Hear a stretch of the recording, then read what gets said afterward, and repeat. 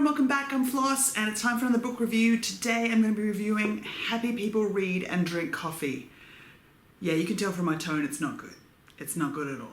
I ordered this book from Booktopia after seeing it in a few bookstores, and the title, I must admit, very shallow, appealed to me a lot because happy people do read and they do drink coffee, and I am one of those people. Having read the back of the blurb, it sounded good. It's the story of Diane, who is widowed after her husband and daughter die in a car accident, and she's struggling with coming to terms with the grief. She decides to move away from her bookstore, which is Happy People Read and Drink Coffee, to Ireland, and she sort of cuts herself off from her family and her friends in an effort to actually embrace her grief. She doesn't want to run away from it. She's ready to dive into it.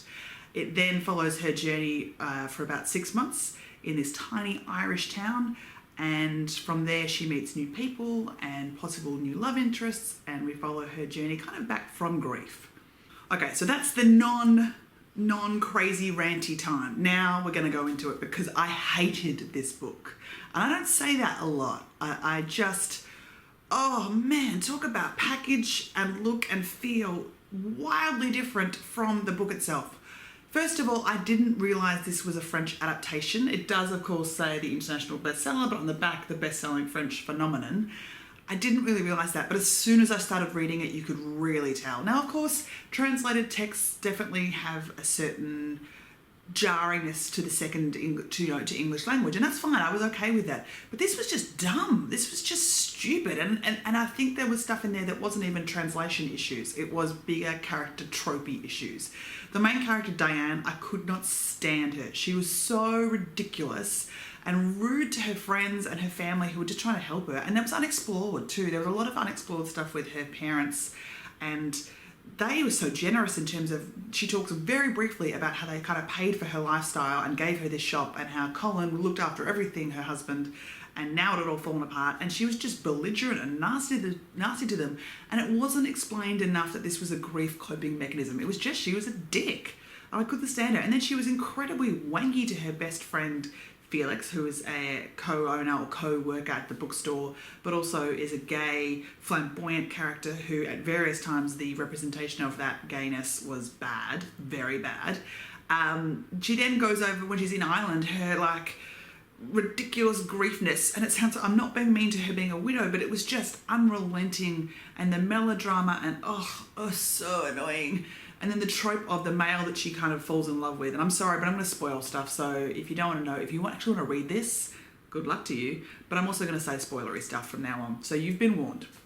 When she goes over and meets, I can't even remember his name, it's so much Edward. When she goes over and meets Edward, the neighbour who she's sort of at this tiny town with, he is of course the dark brooding hero who is so rude and so dark and brooding. It's not even like a redeemable rude where he's got a grief of his own that he's really working through. I mean, he does sort of have a really kind of mediocre grief that he's working through, but he's just a dick to her, and they're both wankers to each other, and they're just rude. And yes, it's French, and there's definitely the hallmarks of the French kind of behaviours in there, and I guess, but that's stereotyping, so I don't necessarily know if it's French or just this. The smoking in this book is unbelievable. Like, she talks about walking from door to door and having cigarettes and consuming more and all the time smoking. And that's very French, but like seriously, everybody is lit up like a chimney, and it was laughable. At times I was laughing because it was not meant to be funny about how much they would just every 5 seconds, woof. And this was written in 2012, so this is not like it was like an old book where that was kind of the thing. This is recent. And then they're just, all the characters were so light on any actual layers. The sister of Edward is just this kind of cheerleader for him to move on from a bitch. The family around him are all just one note. Then we get the ex-girlfriend of his, who's the woman, the harsh career woman, who's obviously just in it for him. And it's inexplicable, because if she's such a social climber, why she would pick someone who isn't socially climbable, in terms of Edward doesn't have money per se. He doesn't have an amazing kind of career or personality that's going to get her wet status. So why is she with him? It's never explained.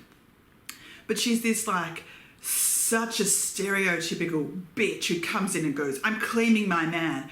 And this is where it really got frustrating for me, is that in her coming back to claim her man and rival Diane, who at this point has fallen in love with Edward, after no reason, like she's hating him one minute and then we just quickly kind of fall into, I think I really like him, but we haven't really talked about it, but I just think I really need to be with him all the time. And so her and Edward are about to have sex and this girl walks in and goes, I'm his wife. Now Diane is rattled by this because she's like, he didn't say he was married, blah, blah, blah. Edward says nothing as she kind of gets up, puts her clothes back on and walks out. It's not his wife. What the hell? And he later on says, I tried to tell you, but you moved out, you rushed out so quickly. But then he still toys between her, the old girlfriend, and Diane.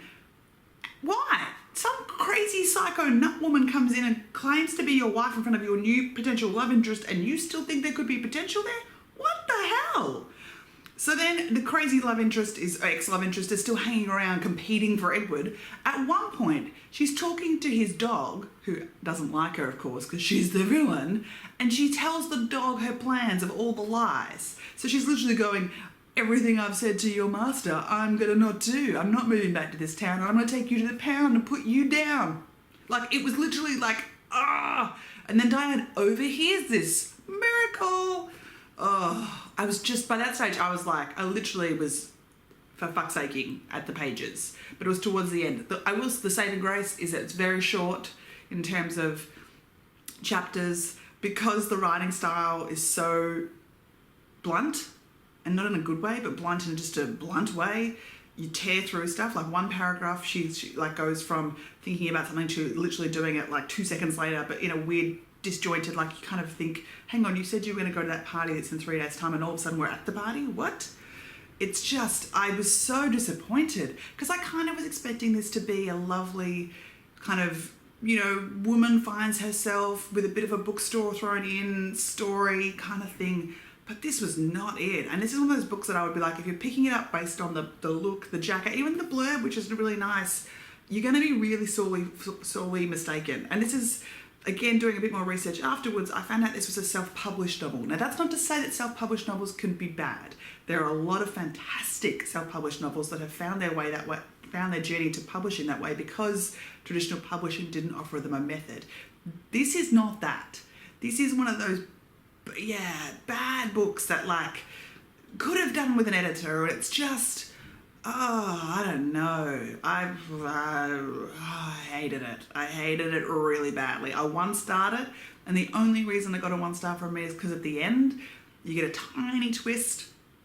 That, not really a twist in terms of it's not like she woke up and it was all a dream, but I wish to God it had been, but more just okay, she chose something else. So, and then if you go into Goodreads, it hasn't been translated, but it looks like there's a sequel which completely undoes the twist. Undoes it completely. So I don't know. It's supposed to be a film, and I'm sure they'll Hollywood rom-com it, but it's got to be a rom-com-y film because there's no layers in there. There's no smart text in it. It is, it's bad, one-note characterizations. The writing is short, blunt, and incredibly patchy. It's incredibly French, in a not good, glorious exploration of city or whatever, but in a really kind of selfish behaviour, smoking all the time, aloofness that is just ridiculous. And I understand that that's a French trait, but I guess maybe it's why it hasn't worked here for me.